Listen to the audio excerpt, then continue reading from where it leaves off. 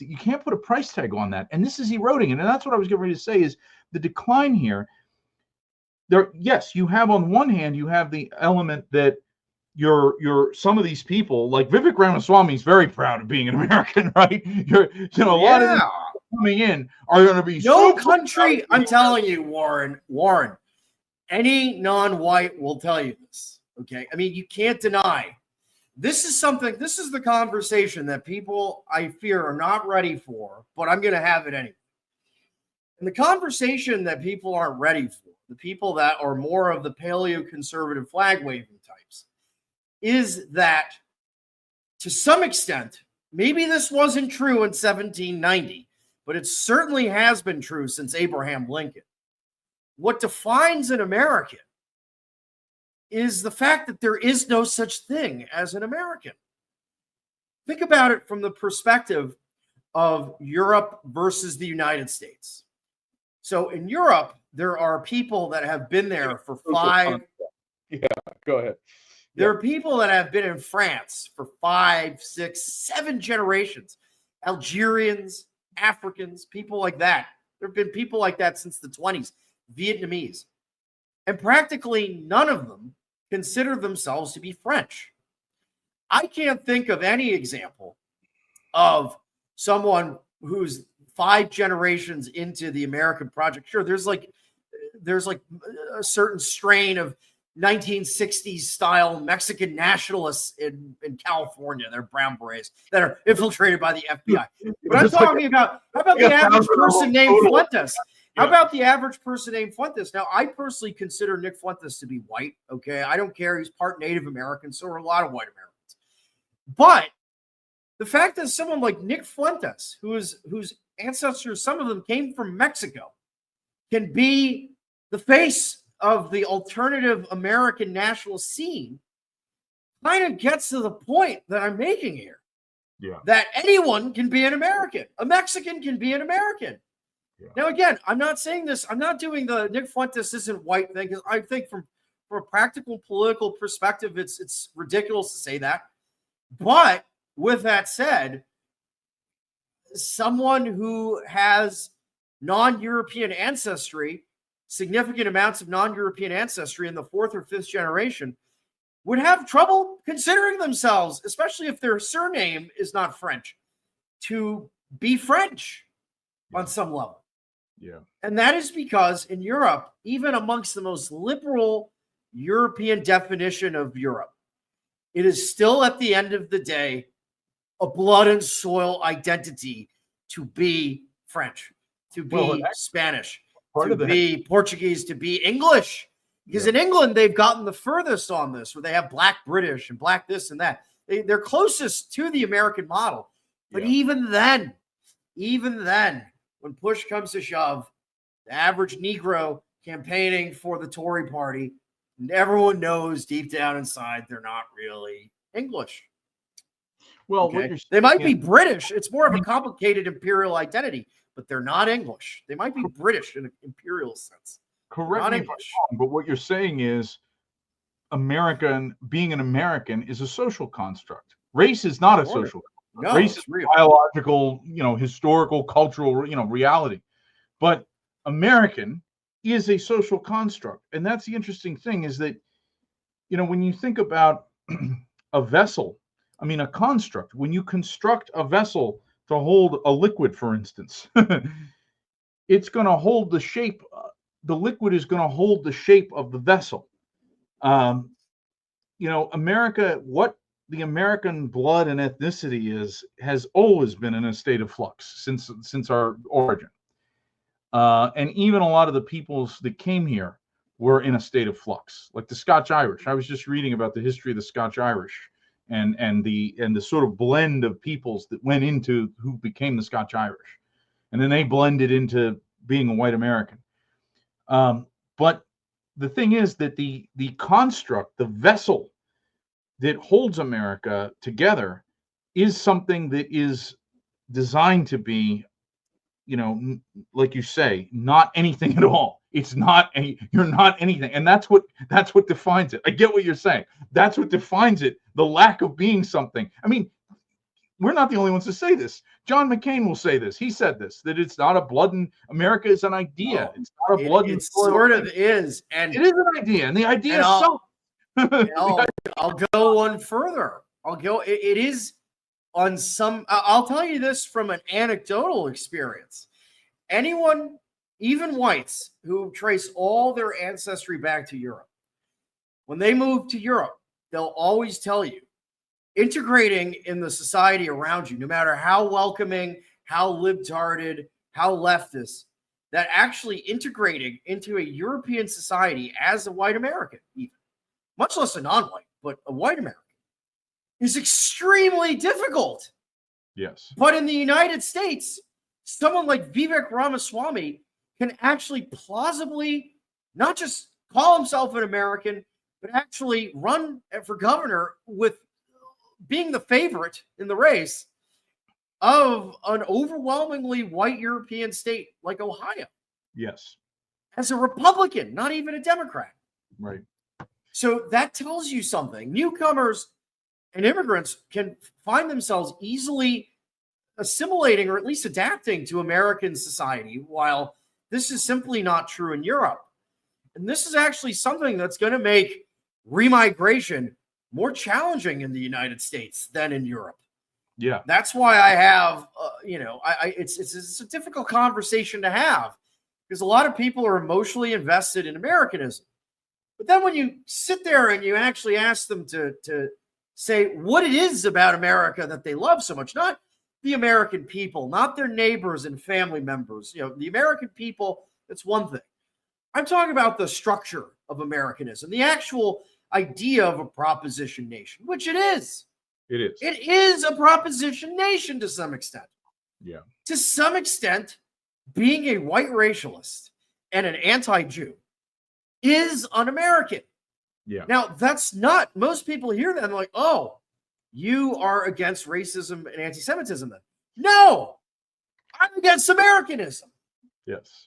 That is increasingly, after years of trying everything, increasingly I've come to this conclusion that people of European descent are stuck in a paradigm that is irrational, which is that you share somewhat of a kinship with people radically different from yourself, like Negroes. That's not to attack blacks. I like a lot of black people. Okay, it's not to hate black people, but the reality is that a European and a black person simply cannot coexist in large numbers together in a nation, right? In an actual nation. Yeah. And this has always been a problem in America.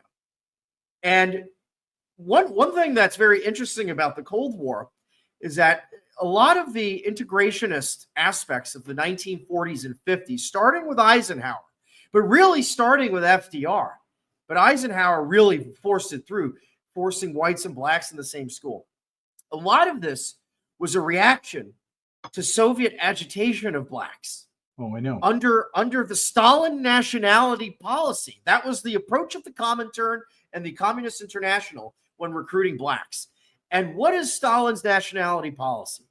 Stalin would go to black people and say, if you support communism, we will give your people their own ethno-state in the Black Belt in the South. That is the promise the Soviet Union makes to you if you're able to fight the U.S. government and win. We will support a black ethno-state in America.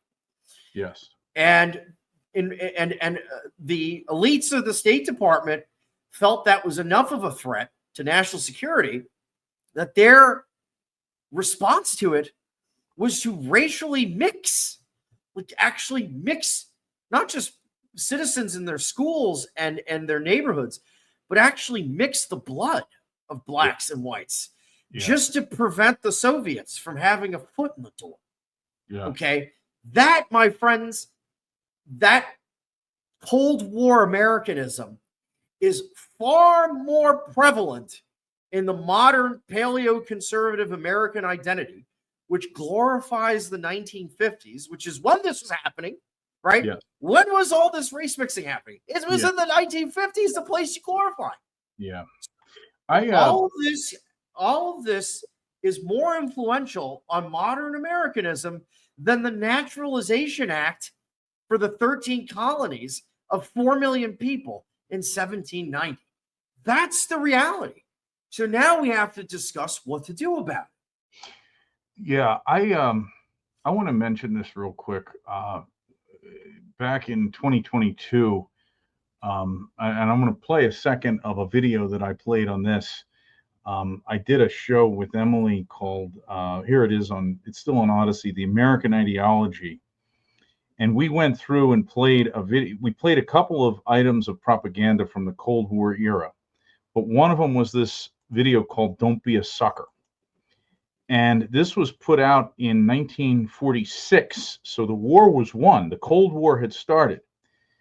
And I'm going to just play 1 minute of this. It shows a guy who is like a regular blue collar or regular just white American guy. And he's going along and he encounters a speaker who's talking about something. And just listen to the rhetoric of the speaker. But there are guys who stay up nights figuring out how to take that away from him. I want to give you the truth, folks. The truth about America. I know you've got a lot of questions. You want to know why you're not getting the breaks you deserve. Well, I'm not a politician, but I've made it my business to study these things, and I happen to know the facts. Now, friends, I'm just an average American. But I'm an American. And some of the things I see in this country of ours make my blood boil. I see people with foreign accents making all the money. I see Negroes holding jobs that belong to me and you. Now I ask you, if we allow this thing to go on, what's going to become of us real Americans? I've heard this kind of talk before, but I never expected to. I've seen this. Yeah. Yeah. This fellow seems to know what he's talking about. Yes, he knows all right. What's the answer? We've watched this on What are we real the Americans show. going to do about it? Yeah. The guy We've watched does, this, yeah. yeah, he goes through and he gives the talk, the speech, and basically the guy goes through and tells the story. This actor, of course, is a Jewish actor, and he tells about what happened in Germany, and he goes through and he gives the example of all these nice German guys who bought into the idea of the Third Reich, and he tells exactly how the Third Reich, how it went, how it fell, and then at the end, he shows, the guy basically, he tells him like what makes us American is the idea, et cetera, et cetera. It's not about color. It's not about this. It's not about that. And he makes this impassioned appeal and the guy throws it away. This piece of propaganda is key because you got to understand, this is before the 1950s. This is right when the Cold War was starting. And you can find countless examples of this. I mean, this was the ideology of the United States at this point. And it hasn't changed. It hasn't changed. And the guy, rips up the pamphlet that the guy gave him.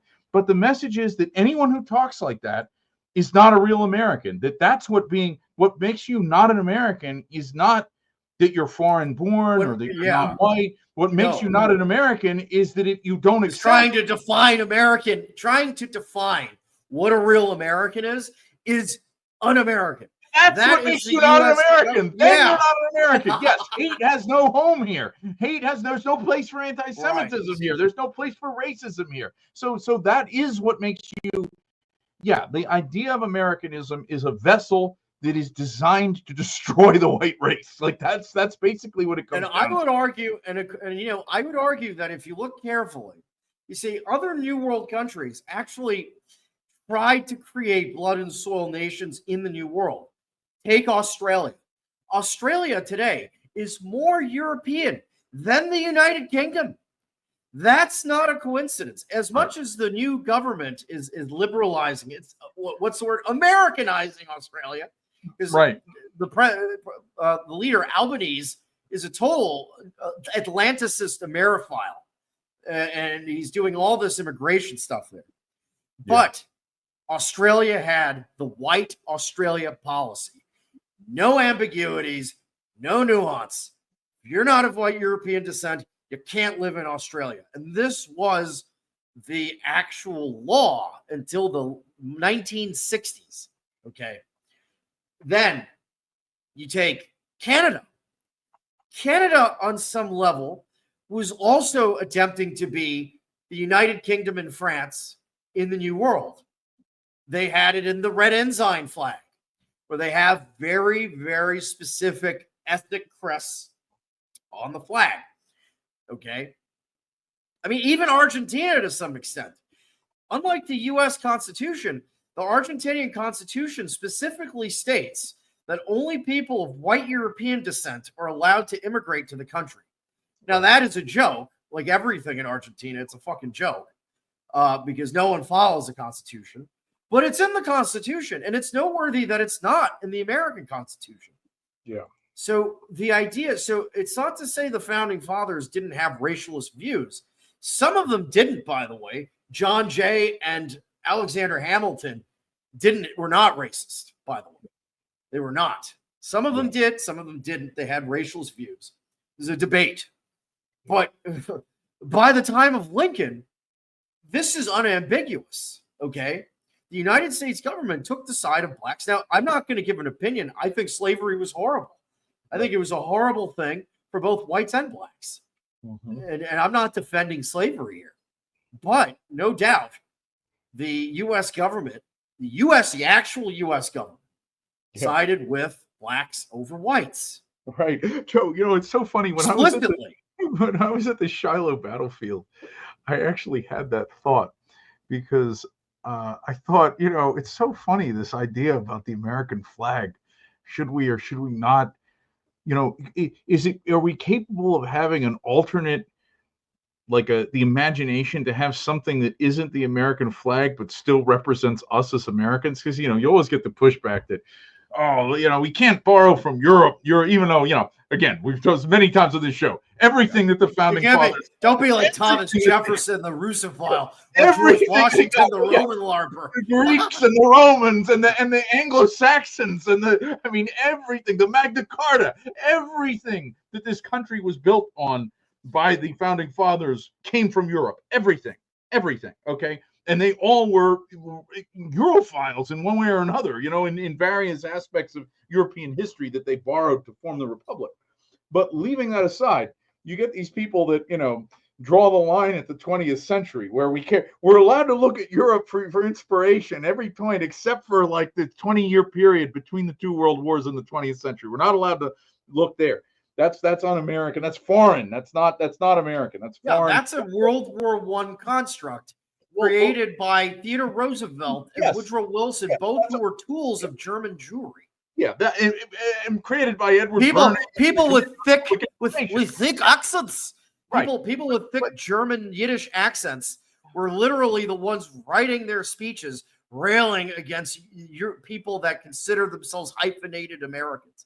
People with thick Yiddish accents were writing their speeches. Right. Well, what was crazy to me was when I was at the Shiloh battlefield. I'm not a Southerner.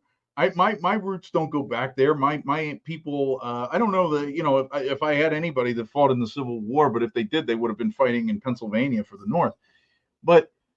And I'm a Yankee by blood. But I thought, what an odd thing. Here, an American, that was the largest battle fought in North America ever in history up to that time. Ever in history, in the North American continent, it was the biggest battle ever, Shiloh, up to that point. It was surpassed, in months or years.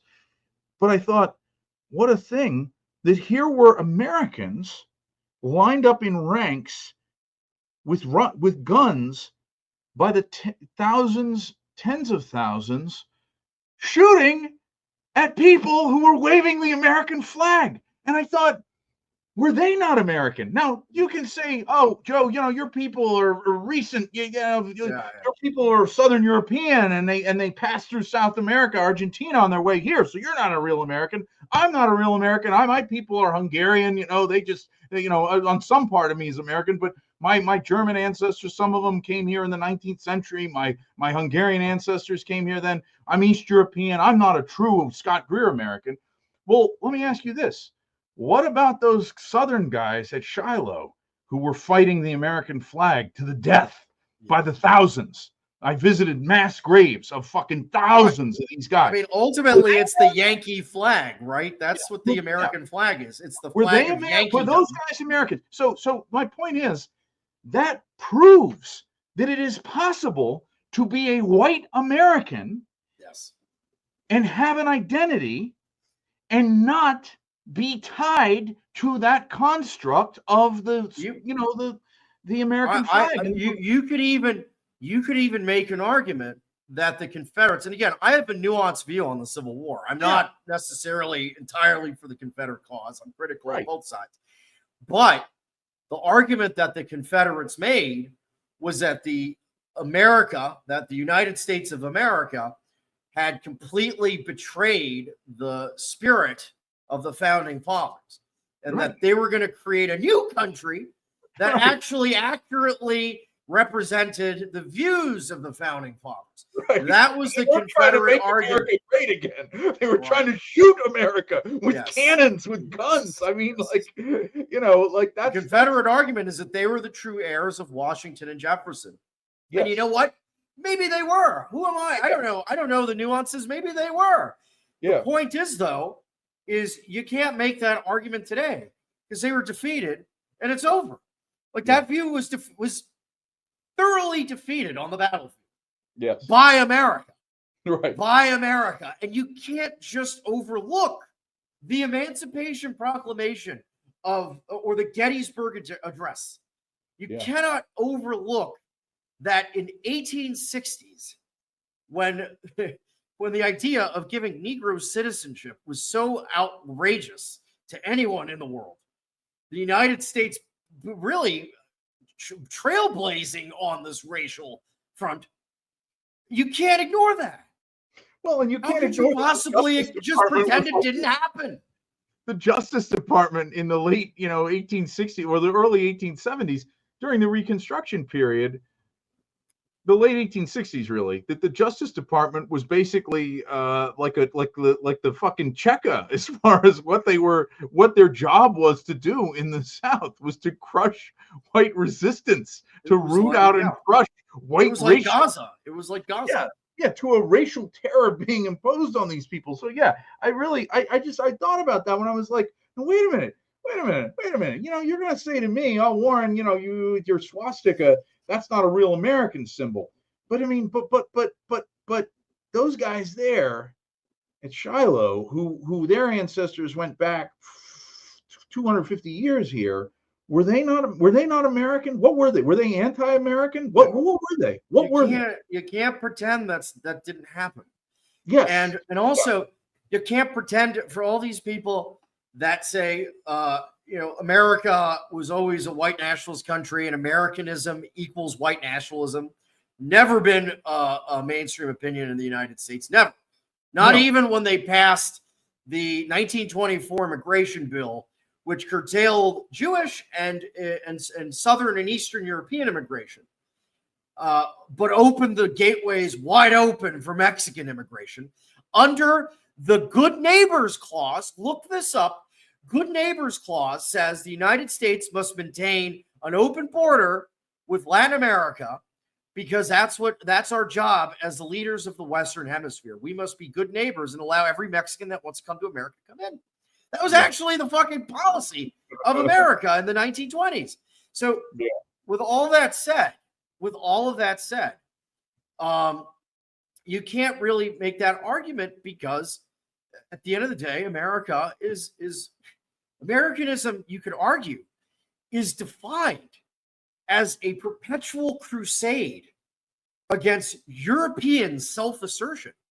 Yes. Whether it's the Civil here at home, whether it's the South here at home, whether it's the Civil War to World War I and II to the NATO bombs in Yugoslavia, siding with China against Russia, siding with China against Russia in the Cold War. The most consistent theme of Americanism is that it's anti-white.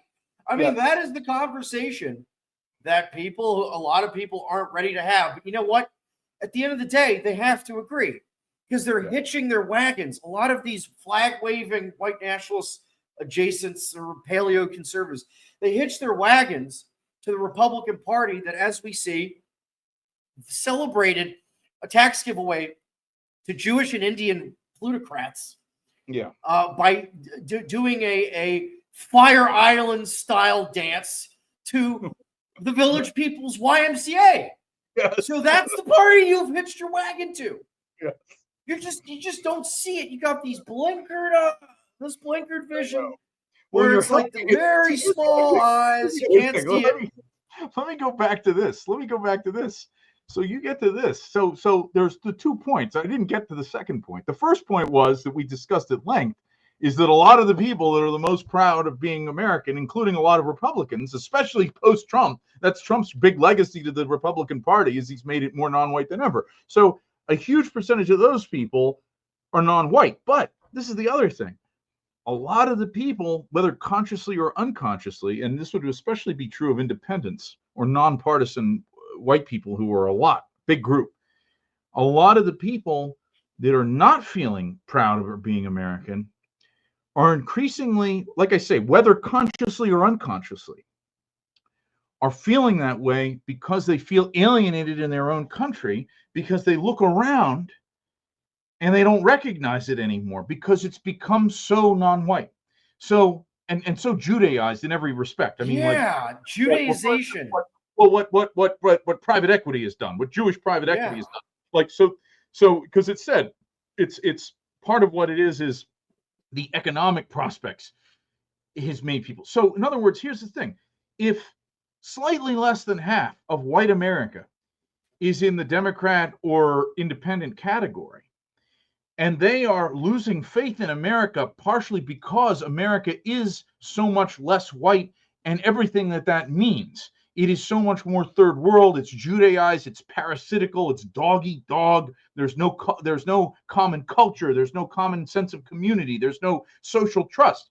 If those people are checking out, if you're one of these fucking like the Nick Fuentes types, are you going to go to them and try to tell them that their problem is they're not bought in enough into America? Is that the thing that you're going to say to the white people on the left in the Democratic Party or in the independents who are down here losing all-time low faith in, pride in being an American? Is your sales pitch is they need to feel more proud? The problem with them is they're not proud enough of America. I would say it's the other way around. The problem is not that those two groups are not proud enough of being an American. It's that the white people that are still in that Republican category that are still, you're too proud of being an American. Wake up. See what America has become. See what America is doing to you. I would also argue, I would also argue that a lot of people invested in America, I've noticed anecdotally, are people that live far away from other Americans. So they don't actually know what's going on, what America actually looks like. Yeah. If you live on a homestead in Wyoming, you don't live in America. You Right. live you live in a separate Republic of Bob. Right. Population 1 to 4, depending on the size of your family, and that's not America. Right. You want to go to America? Go to Los Angeles. Go to New York. Go to any of the top 50 cities of the United States, top 100 populated cities of the United States. Because guess what? That's actually where culturally, demographically, and politically, American is being defined. Yes. Period. Yeah. Yeah. You can't be arguing that you have this headcanon of what an American is when you don't live in America. You live in a forest somewhere, or you live out in the countryside, far away from America, specifically because you don't want to live in America. It's on the TV. Watch the ads on television. It's on the TV. What America is becoming. It's there. Like you can check out. It's funny. You watch old shows on the free apps like Pluto TV. Watch an old Gunsmoke or something like from you watch it. Yeah, I even enjoy like 70s crime pictures and stuff like that. Like Friends of Eddie Coyle, because it's an America that no longer exists. And oh my God, is it a rude, like transported back to 2025 when you're in one of these old films or shows back in the old America, and suddenly you get the like fat, gay, queer, non-white, consumerist America of today. I mean, this sentiment though, for people that actually live in America that have to, like businessmen. Yeah. Again, I refer people to that interview that Peter Thiel did with Ross Douthat. Now, Peter Thiel clearly had something seriously wrong with him. Okay. Yeah. But as a fag, who's a billionaire, who does all these things that are only possible in America. Okay, no country allows you to be worth $5 billion because you invested in PayPal, which effectively just charges tolls for doing e-commerce, right? There's nothing that creative. But anyway, Peter Thiel and Elon Musk owe all of their success to the American project, all of it, their lifestyle, the idea in Europe that a ketamine bumping weirdo like Musk could be worth $30 billion or whatever he's worth now, maybe $50 billion, is an absurdity. There is actually no other place on this planet where Musk or Thiel are possible other than America. It's like, and even those guys are anti-American. Yeah. Yeah, it's like 300 billion. It's a lot. Oh my God. Yeah. I mean, yeah, it's a lot of money. Some guy who cheats in computer games and bumps ketamine all day. It's not going to be worth $300 billion in any other period of history in any other country. There's no place on earth like that. Right. So these people that owe all of their success, all of their life to the American system and project are the ones that are the most reluctant to support it. Like, this is actually something I'm noticing Jews specifically talking about as a problem. They're saying the anti-Americanism is not just a problem on the left. And by the way, Jews see anti-Americanism as a problem. Just so you know, I know a lot of people that have their wires crossed like to imagine a world where Jews are all 1930s style red diaper babies planning to burn American flags. No, most Jews are on board with the American project, not just on board with Americanism, but see its continuation and national confidence in Americanism as key to their clutch on power, to their grip on power. They see this as the key to their perpetual control of the world, is the American population believing in Americanism. And I showed you the article. Look at the Jewish Journal. Yeah, I have it up. I was waiting to pull it up here. Pull it up. Pull it up. Why Jews? Jewish Journal. Why Jews must reclaim American values. American values was once shorthand for the animating ideals of individual or of liberal democracy. Now it's become politicized. As we celebrate July 4th, Jews must lead the way in reclaiming an idea that's meant to unite us, not divide us. The insidious thing about this is that there's an alternate Jew thing going on. Like there's the Jew thing of the old classic Jew thing of America is a liberal democracy, you know, the Statue of Liberty, the Jewish inscription on the Statue of Liberty, which, you know, give us our. By the way, here's something else I'm going to revisit: the melting pot, the Statue of Liberty. What that was actually referring to Europeans, and Jews. So the melting pot theory is that it's almost like a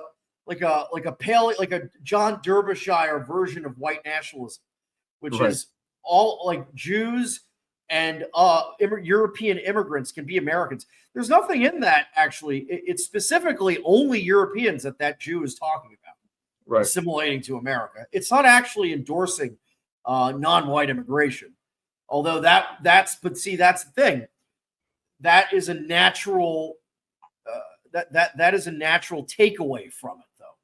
Yes. But let's be clear about what the melting pot is.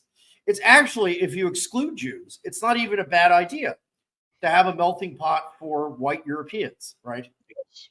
But the problem is when it comes at the expense of the Western European Aryan heritage of the people of America. Yeah. If you're expected to give up all European traditions, then you just become pink sludge, chicken nugget sludge. Yeah.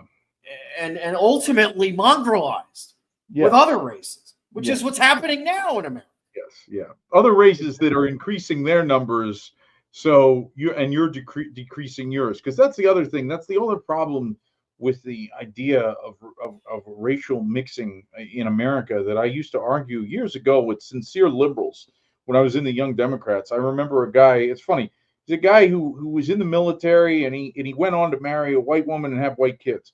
but he used to argue like hell with me because he was a sincere like liberal. That in the future we're all going to be beige, and I used to hear this a lot from a certain type of white millennial in like the mid, like Oh, the early, yeah. the There's early one aughts. race, the human race. Yes. The early aughts, though, this thing in the future we'll all be beige. I one time heard a German guy tell me this. So we're all going to be beige in the future, and my counter to that always was when everybody else is increasing and we're the only ones decreasing. It's not a blending of two. Not only that. It's the elimination of the one and its replacement by the other. Not only that. Think of it from the perspective of spiritual mongrelization. So let's look at Gen Z, right? What does it mean to be a white European who comes to the United States? And as a prerequisite for assimilating to Americanism, you must completely do away with your European heritage in the cultural sense. You cannot transmit it from one generation to the other. It's not allowed. It's not American, right? Yes. However, what fills the vacuum? What fills that spiritual vacuum? The human need for belonging, right? Because the point of civilization is not just to transmit data, but also to create a structure for the innate human need for belonging, okay? So what happens when you deracinate all the Irish, Italians, Germans, Anglo-Saxons of that came to America? You deracinate. What is the end result? Well, they seek belonging in Black American culture, in Asian culture. So when you strip people of old world Aryan European established culture from Rome and Greece to Germany to Britain to any other place, Poland even, when you deracinate people and turn them into Americans, their children become Wiggers because they need to find belonging somewhere. Yeah. Okay. Because in America, there's a carve out for Black Americans, right? Yeah. Going back to Abraham Lincoln. Black Americans don't have to change anything about their culture. Right. Yeah. So unless they're the only culture allowed, like everyone Muhammad assimilates Ali. to that.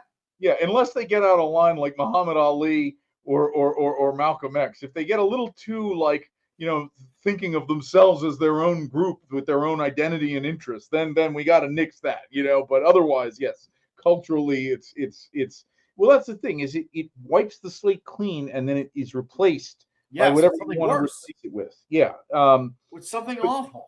But what I was going to say about this is what's really bad about this is you've always had your Jews, like the Jew in that movie, Don't Be a Sucker. That's like, well, liberal ideals, liberal democracy is about universal, being non-racist and all that, and that benefits Jews. Now, though, we have the growth, Joe, of this.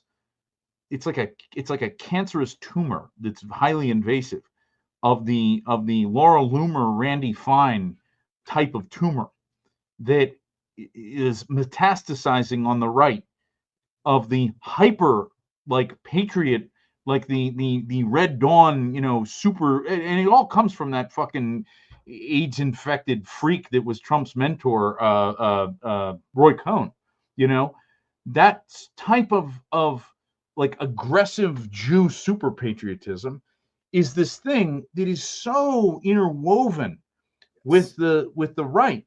To the point where, and again, that's where you have the Jeremy Carls, and that's why it's so dangerous also when people try to pair themselves with this, because you've got these super Jews like Loomer that are right there to embrace you with your like hyper Americanism. It's not about liberal democracy. It's about it's so good for Judeo-Christian values. That's what it's about. If hyper Americanism is so good for whites, why are Jews the leading proponents of it? Yeah. I mean, one thing I noticed also that goes to my point about Americanism being anti-white is some of the intellectual Americanists I see, like Richard Hanania, like this whole slate of Jews and Hindus on Substack. There's like this whole section of Substack that's Jews, Hindus, and people like Richard Hanania arguing for why America is the best, and always making a point of shitting on Europe, if you've noticed that. Yeah, They're fixated. Because Yeah. America is the only context where someone like Richard Hanania can Right. actually feel superior to a descendant of Greeks and Romans and great Germans and this is actually you can't argue that Richard Hanania is an anti-American. He's far more pro-American than even Donald Trump in his rhetoric. Yeah. Okay, he is a diehard Americanist, and he said it once. He said, I'm an Arab, my wife is an Asian, our kids are people with no country. They're a new race that has never existed before the United States of America. And I want my children to triumph over white Europe. He says it outright. Right. And what is the vehicle for triumphing over the white race? Americanism. Yeah. So the fact that there are 20 different factions of Americanism and how to define it. Yeah. And only one of them, it's the Richard Hanania faction, is actually reflected in the dominant American system. Overwhelmingly. Tells you that all the white nationalists for Trump are just as much of a niche paid for marketing scam as the black guy that used to go out with the t-shirt that says niggas for Trump. Yes. It's the same thing. You're that guy. You're literally that guy. Yeah. Yeah. No, I agree. You're the niggas for Trump guy, but white. Yeah. This proud of being an American by birth cohort, 2001 to 2025. The silent and the greatest generation, people born before 1946. It's interesting. Even they've declined. In 2005, it was 93%. Probably because they're getting tortured in their nursing homes by Haitians, and so now it's declined to 83%. Baby boomers, it was 90%. It's declined to 75%. That's been a steady decline. Generation X, it was 86%, and it's declined to 71%. So they weren't that proud in 2001 to 2005.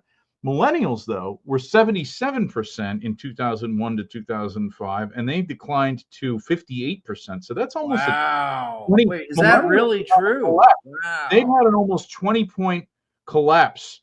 And Zoomers, there was no data up until 2016 to 2020 when they were at 47%. They're down to 41%. But what's interesting there is millennials are the one group that has, and that's defined as those born from 1980 to 1996. So yes, I am a millennial. I was born in 82. Millennials are the ones that have had this massive crash in pride in being an American. That's fascinating to me. And you look, 2011 to 15, it went up a little bit. It went up. There, in America, there used to be buy-ins for different. America is America because the whole promise of America is that everyone has a completely different lifestyle and has completely different political beliefs and different values. Yeah. But what made America great for a lot of people in the early 2000s was that everyone had freedom and rights to manifest these lifestyles. Yes. But today, America is a totalitarian police state, and people that do not adhere to a very narrow slate of political perspectives and social values are simply cast out of American society. Yes. That's why all you rightoids out there that are waving the American flag, you've gone into self-exile, moving to rural Wyoming, far away from America. Yeah. Because you've been exiled from America. Right. Okay. It's just a fact. And so that is that is the reality. And things are not going to get better when it comes to Americanism. And there's a guy on Rumble that I was, he was getting a little attitude there. I was like close to just mute, but yeah, no, you should. He's making the argument that you hear, and you see this more on Rumble than you would on Odyssey. There's an argument. This guy's Colonizer Grind said, you're saying America is a white nation. You can argue what exactly is white, but it was established as a white nation. Blacks were never Americans; they were property. And then he later talks about the Naturalization Act, 1790. So what you're saying, first of all, what you're saying there, by whose definition? I mean, by the founding fathers, because under the original like country, I believe blacks, I mean the blacks that were already here in the northern states where that were free blacks, I mean they were considered American, were they not? But even if that wasn't true, this all changed after the Civil War, and like you said, after the 14th Amendment. Yeah, So, where does this blind spot come from? Yes, see, here's the the other- America of 1790, where there was 4 million people, and around 25% of the original American population in that time period was black, was Yes. slaves. So that's why the founding fathers counted them as a 3/5 compromise. Right. And even then, you find some degree, some factions amongst the founding fathers that said, well, eventually we have to release the black population. And once they're educated enough to become citizens, then they can become citizens. Yeah. That's actually an opinion that was held among many founding fathers. That opinion, though, about blacks not having citizenship, that was driven largely by economic interests rather than an ideological racialist one. Let's just be honest. And the fact that it wasn't written in the Constitution tells you everything, because they didn't write this in the Constitution. It was a law. It was the equivalent of the big, beautiful bill, which someone in 5 years can reverse with another big, ugly bill if they want. So, yes, one piece of legislation in 1790 said that. And not to mention, as time went on, the American definition of white also became so expansive that, like, fucking people from Mexico were considered white under the law. Okay, so this is a separate debate. But my point is, sure, you can make the argument that the founding fathers never intended for non-whites to live as citizens of America. I would question that. Treaty of Burlingame. Sure, they didn't think they were good enough to be citizens, but they were bringing immigrants even before the Civil War.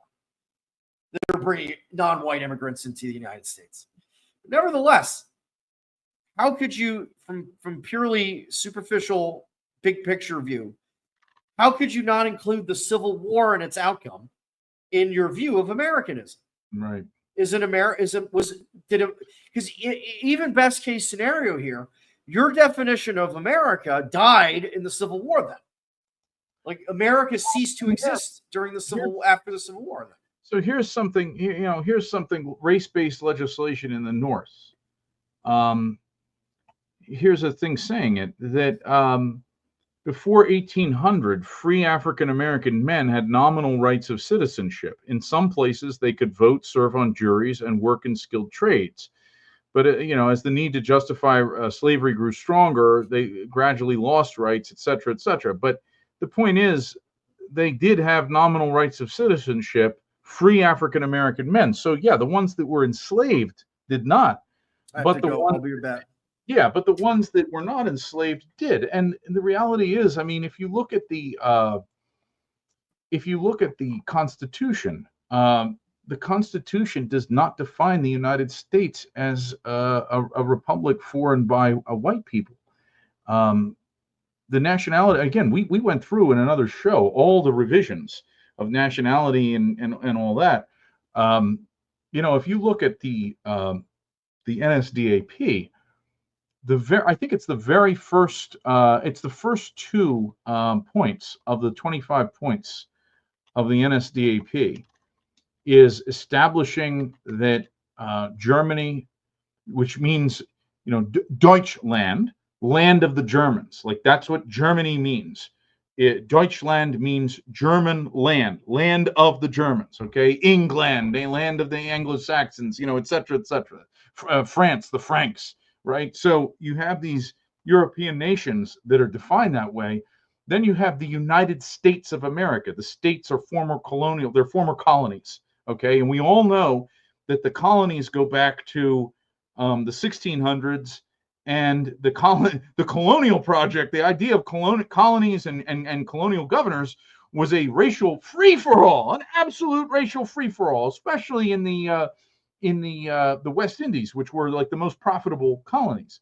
And that's why the 1619 project or whatever, where white Englishmen were in Jamestown Colony in Virginia for a few years before there was a slave ship that I guess they had captured it from the Spanish or something, and they brought them. They were like, "Hey, let's bring some blacks to the new Virginia colony. We can make them work." So, if America was a union of 13 different colonies, look at the history of those colonies. Those colonies were all created, I think all of them, particularly like the ones like in the South and the big slave owning ones. They were multiracial capitalist projects. In many cases they were directly run by corporations. I mean, I think there was a joint stock company that created the Jamestown colony or owned it for a while, and then it was eventually taken over by the crown.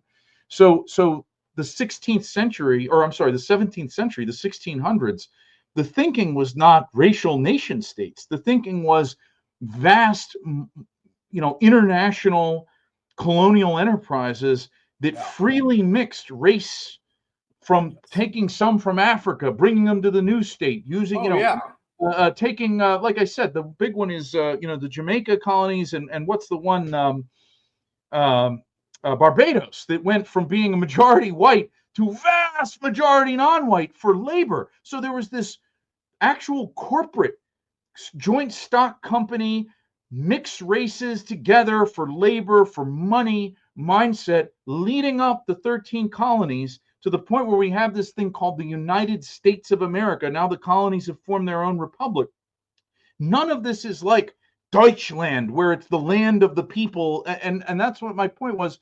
What I was starting to say there is that the 25 points, the very first point was the union of all Germans into one greater Germany for self-determination of peoples. And then the second point was the only people, Germans or people of kindred blood, may be members of the nation. Now, if that's a foundational principle of German National Socialism and the Third Reich, if that was a foundational principle of the founding fathers, why isn't that the first thing that's in the Constitution? Why isn't that in the preamble of the Constitution? It's not how they were thinking. Again, people in the chat keep posting stuff from the 1790 Immigration Act,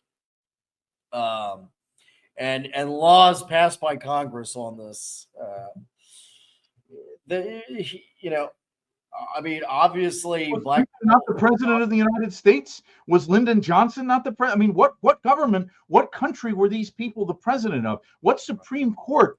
What Congress passed the 14th Amendment? What Congress? I mean, what country, if not the United States, if not this construct? This is the other thing. It's like, yes, I admire a lot of things about the founding fathers. I mean, I used to be much more. I used to argue with my dad, where I thought, we should reclaim the American flag. Because it's obvious why people have that intuition. Right? Sure, but the thing is, like, if you're a German, can you look back to the kingdom of Frederick the Great and admire Frederick the Great and admire old Prussia and admire things about old Prussia without having the delusion that you are somehow living in Frederick the Great's Prussia today? You know what I mean? That the government that we have in Germany today is not Frederick the Great's Prussia? Yes. I mean, is it possible for a German person to hold those two ideas simultaneously, that the modern German government... This is why I'm not personally saying what the solution to this paradox is, that Americanism is fundamentally anti-white, practically anti-white. And the results speak for themselves. We are living in a world, every country that's touched by Americanism becomes a country that is at war with its European majority. Yes. Every country. And increasingly, they're expanding this to other high civilizations like Japan. Every country touched by Americanism becomes minority white. Okay. You can't ignore this. You're waving the flag of a system that is arguably the strike through the underlined crusade of the system is to exterminate all European people from the face of the earth. And every war, practically every war America's fought has directly or indirectly been towards this end. the values that are taught, going back at least 150, maybe more years, are of this going towards this goal. So at the end of the day, I'm not saying I have all the answers. I'm not going to do a cargo cult where I say we are Americaners now. I'm not going to do that. But what I will say is now with the 4th of July, this is something to start thinking about. I think it's the most important thing, other than thinking about Jew power. I think it's the most important thing that we do need to think about. And I'm glad we've had this discussion because, again, with this also, this is a joke of mine that America needs to march as white Americans particularly, need to march boldly into the 19th century. And here's what I mean. This is my joke. That's the first flag of the United States, the Continental Union flag. That precedes the Betsy Ross. Precedes it. Betsy Ross came later. That's the real Anglo flag. That's the real Anglo-Saxon flag of America. Flag, and yes, it was corporate charters were how the first colonies started. When you talk about the 13 stars, or the 13 stripes rather, are the colonies was started out with like joint stock companies charters, but there's the flag of the British East India Company. Okay, that's the flag of the British East India Company, which was the East India Company chartered in England in 1600. So the first American flag looks almost identical to the flag of the British East India Company. This was created in 1600. So this is what I mean. American patriots have a concept of nationality that basically has its origins in 1600s corporate colonial multiracial imperial projects up to 17th or 18th century Enlightenment ideas about republics and humanity, and that's what the French Republic is. Why I joke that white Americans need to march boldly into the 19th century is that the rest of Europe and the rest of the world, frankly, had a thing called tricolor movements in the 19th century, including the Jews. And I'm not saying Zionism is just like a variety of nationalism that's benign, but even Theodor Herzl's concept was a secular national concept of the Jews as a people. This is what the Irish tricolor means. To some extent, this is what the French tricolor means. It's certainly what the German tricolor meant, and countless others. So it's like white Americans, Joe, have never even reached that point, getting past the 18th century, where we think of ourselves as a land. Anytime white people start gaining an independent consciousness inside of America, boom, a new war comes around and the jingoism sweeps everything up. And the reason I'm bringing this up now is, we were making progress on this. Jared Taylor was making videos about how we have to break from Americanism before Trump got elected. Now he's changed his tune 180 degrees the other direction. But prior to Trump getting elected, this has had a psychological effect on people where they are desperate to wave the flag again. It's all in your head. It's nothing in this country, not the elite, not the infrastructure. Nothing in America has changed from 2023 to 2025. Nothing has changed. No. It's the same system with the same finance capitalists and bankers running it with the same agenda. They're just changing how they're going to sell it to you.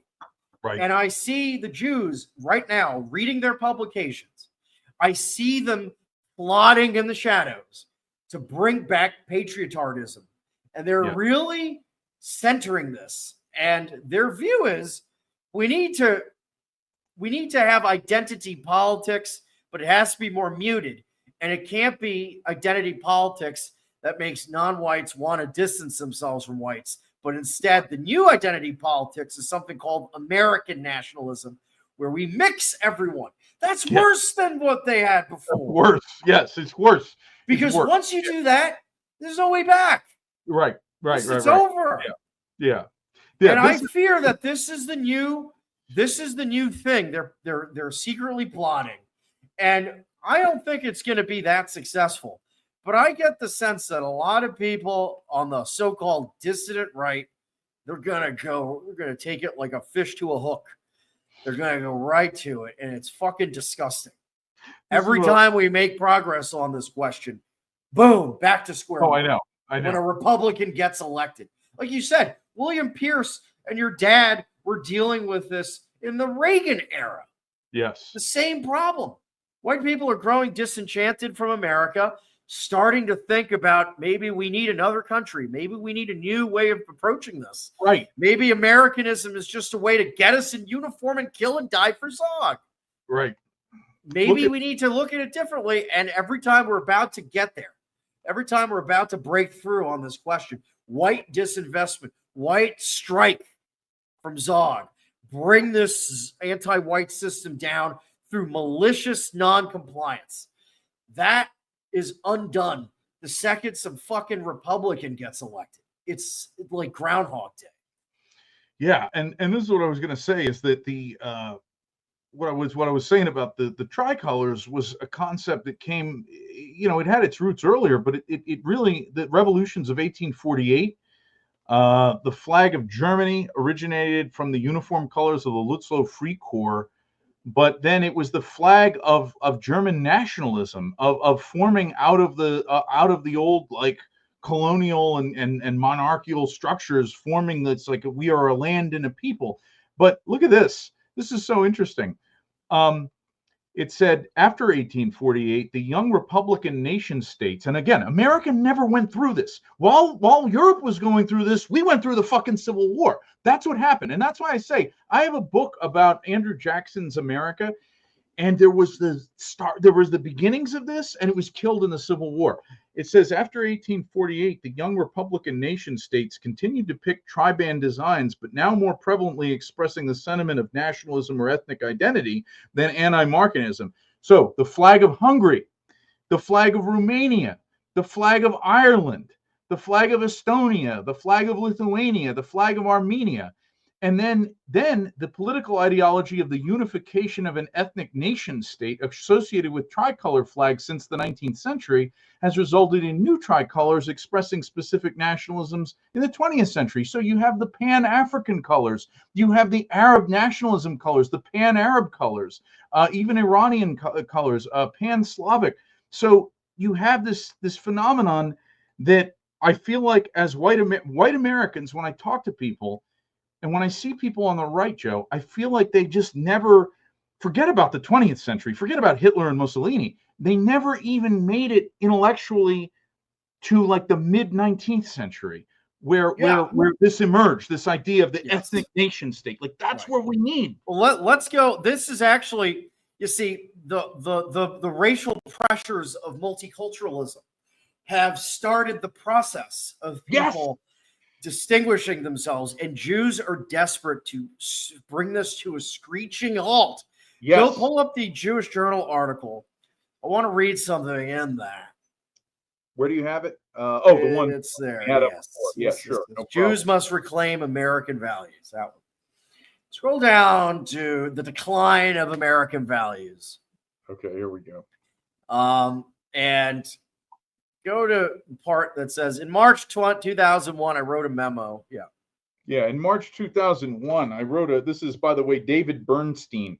In March 2001, I wrote a memo headed Immigration and American Values, in which I argued that these ideological trends might acculturate a generation of immigrants into a hostile interpretation of American values. I shared the memo with my colleagues. Quote, in its more radical form, multiculturalism is not merely neutral towards American values. It is openly hostile, I stated. Some ideologues go beyond claims of discrimination and make the case that racism is deeply embedded in the American value system itself. Echoes of this can unfortunately be heard even among some of our partners in the civil rights community. So Jews are saying like they need them to become flag waving. They need all the blacks and Mexicans that they pay to do anti-white activism to still be pro-America. So think about that, right? Think about that. It's like, no. You can be anti-white, just don't be anti-American. The fact Yeah. that this is a plausible, not just plausible, but actually the status quo that they're trying to put forward tells Right. you something about Americanism. Right. Keep going. Go to Nathan Glazer. As Nathan Glazer observed in, quote, "We are all multiculturalists now," quote, "the melting pot is no more," unquote. Where Americans once sought assimilation, we began pursuing multiculturalism. Multiculturalism, he warned, emerged from the failure to fully integrate Black Americans, ultimately become, well, not just them, Native Americans too, ultimately becoming, quote, "the price America is paying for that failure," unquote. In schools and institutions, this shift prioritized difference over unity, elevating ethnic identity and grievance over common civic ideals. Yeah, see, your conservative would it's like the English only movement. Yes. Your conservative decries this. Your white nationalist celebrates this, welcomes this, because that's the beginning of white racial consciousness, that we are a nationality distinct from the republic. I would also argue that from the founding fathers' perspective, multiculturalism, regionalism, all of this is actually innate to Americanism. The founding fathers themselves would probably tell you that there is no such thing as an American in the sense of one person. The American system was designed as a federation where different states had their own unique cultures, and the founding fathers wrote into the Constitution to protect this. Maryland is Catholic. The Mid-Atlantic, the Mid-Atlantic is different. The southern states are different, with different cultures, different dialects, different people, even.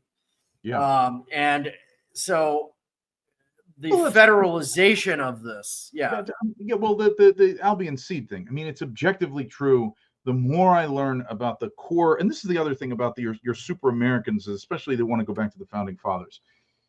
They are blind to several important things, and their whole view of things is like you say, it's taken out of Wilsonian World War I propaganda.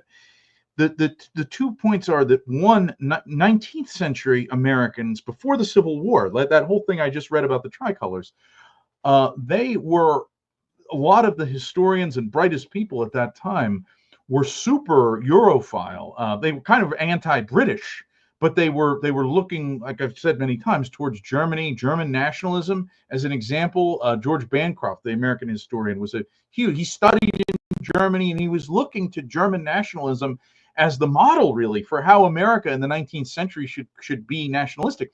But the other thing is that the more I study it, the more I realize that the original colonies were completely different people, ethnic types, religious backgrounds. Yes, and the founding fathers thought it was great. They didn't want to mix everyone up, even within the European. Well, you couldn't. I mean, the New England Puritans and the Chesapeake Bay planters and the Scotch Irish in the mountains, and then the Quakers in the Central Colony. I mean, these people are so fucking different that, like, to try to mix them all together would create war. And there are people who argue that the Civil War and even up to now, and Colin Woodard makes that point, that even up to now, the present Democrat-Republican split is still echoes of these, cultural conflicts between the original founding groups of whites that made up the English colonies. So yeah, America was not, like you say, that was the Confederacy's main argument for secession. Right. And they were right. They were right. Is that what Lincoln was doing was a violation of the Constitution? And so be it. I mean, so what? Lincoln violated the Constitution, won the war, kept the Constitution as it was, and just made a new America. Whatever your opinion of how Americanism, what Americanism originally was, is irrelevant, because at best, it died in the Civil War. At best. Yes. Okay. Whatever it is, what you're living under now with the Star-Spangled Banner is an anti-white flag. Yeah. That's not even to editorialize it. I'm not even editorializing. I am objectively describing that the United States, for almost 200 years now, I mean, arguably, like I said, going back to supporting the Black Haitians against the white French in the Haitian Revolution. The United States, or how about the Spanish-American War, siding with blacks and certain non-whites against the European Spanish You can go on and on. America consistently, militarily, it's not even just moral support. Because some people could say, oh, Russia does it. Yeah, Russia morally supports, in some cases, non-white countries. Okay. Yes. And has trade and business with them. America literally launches full-scale invasions to put non-whites in charge of whites. Yes. That's the reality. Here's They'll fight a naval war with Napoleon Bonaparte, who's merely sending humanitarian ships to Haiti to save the white women and children from being massacred. And the U.S. Navy is deployed to attack the humanitarian ships. Right. Sick stuff. Okay. So, I mean, what is the argument for Americanism being pro-white? I've made the argument that Americanism is anti-white. In and of itself, in essence, it's anti-white. What is the argument that it's pro-white? I'm willing to hear it.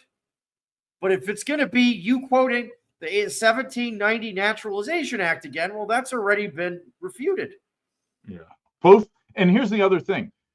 Not only would you and I refute that, but all the presidents we've had, all the leaders, not only of the Democratic Party, but especially the Republican Party. Yeah, because if they're the worst on this. I tuned into Fox News while this, right before the Iran things happened, and when this crackdown on illegals was happening, and it was one non-white after another. They were had-ons, an immigrant, migrant, saying, "I'm glad that Trump is deporting these illegal criminals because we true Americans, proud true Americans are that is the." And listen, I also did a Modern Politics on the GOP convention. I watched it, so you don't have to look at. People can watch the clips that I played. Emily and I strung together the speeches, the clips.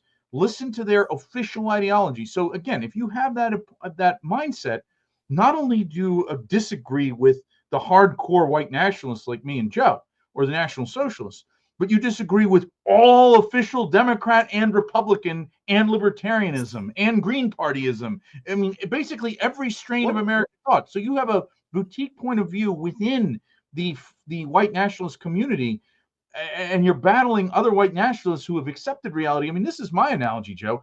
Like, we are saying to Little Red Riding Hood, that is not grandma anymore. That is something in grandma's clothes. There is a fucking wolf that ate grandma that is in her bed wearing her clothes, right? So you should not love grandma. You should not feel loyalty to grandma. You should not feel safe around grandma. Grandma wants to kill you. Grandma is no more. Grandma is dead. It's a wolf in grandma's clothing. And you have people that want to be like, wait a minute, we should love grandma. We should. Wait a second. Let me get another look at that of her great big teeth. Yes, come on, that could be grandma. It could. Yeah. We could love grandma. Hey, back in 1790, grandma baked me cookies. I remember grandma baked me fresh cookies. Grandma was a loving, sweet grandma, and you will not rob me of the memory in 1790 when grandma baked me those cookies. And I'm going to go and I'm going to be nice and kiss grandma on the cheek. You know, like no. You know, another thing too. I think what's catching a lot of people off guard with the new display of the conservative movement, the influencers, everything. What's catching people off guard is that the Republican Party and the Trump movement has actually decided, like TPUSA stuff, they've actually sort of made peace with the fact that the majority of Americans are racist. Okay, they're racialist in their instincts. Yeah, and they've embraced some aspects of this superficial. Yeah, and that's the grandma. That's the wolf in grandma's clothes, right? Yeah, they've embraced some guttural racism. When you see rightoids posting pictures of brown people eating with their hands and stuff. That's like some real nigger to your race. Like black people are racist like that. Yeah. Black people are racist against literally everyone except black people. Right. Like they love racism. Black people love racism of that kind. Yeah. And they've sort of adapted that to try and lure people into the ballot box for the Republican Party. Yeah. But while they do that, when it comes to lasting policy, they are guaranteeing that the United States will be a minority European country in the next 5 years. Yeah. With the amnesty for illegals that work on farms that everyone's going to get under. Yes. They're actively. So they'll do like Rupert Murdoch style, The Sun, the Daily Sun, supermarket tabloid racism, like real instinctual, lowbrow racism. They'll play to that with Indians pooping in the street and stuff like that. And then put an Indian in charge of your governorship in Ohio. Yeah. So this is what I'm trying to talk to people about, because they're confused. Because at the end of the day, a lot of people are surface level thinkers. They don't know how to deal. They don't know how to. It doesn't compute, because they're like, all of a sudden, I'm allowed to say the N-word. Jews let me say it. All of a sudden, Jews are giving me permission to make videos of Mamdani pooping in the street. Yeah. What's this about? Why is this allowed all of a sudden? I love America now. You know, this is what you have to realize. You know, that we can't afford to keep falling for it over and over again. Yeah, I agree. Because they'll use, as we've seen with the Ukrainian Nazis, they'll use white racial sentiment to obtain anti-white goals. Right. They'll use white racial sentiment to kill 1 million Ukrainians. Well, my point with that poll is that when you look at the collapse, particularly among millennials, of pride in being an American, the last thing we need is right-wing white guys going to left-wing white guys, and saying, your problem is you're not proud enough in being American. Yeah. We're saying these